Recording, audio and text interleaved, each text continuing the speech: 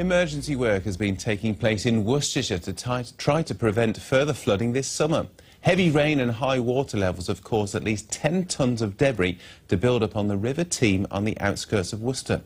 The Environment Agency is now racing against time to free the blockage before more bad weather strikes. Nadine Towell reports.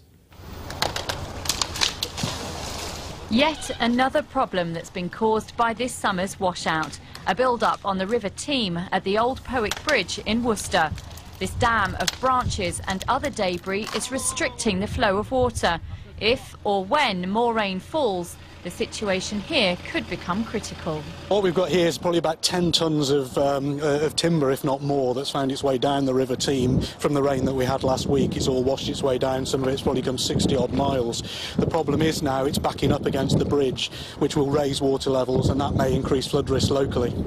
And so this team is racing against time to clear the blockage and get the water flowing freely again. But even on a clear, dry afternoon, the conditions were still challenging. Yesterday, the river here was much higher, and even today it's 6 or 7 times higher than it should be for this time of year. But the river here has already flooded twice this year, in April and June. Usually this part of the river needs unblocking about 3 times a year, but this is the 5th clearance in the last 6 months. It's his emergency response, and I say we're just worried about having any more rainfall at the moment.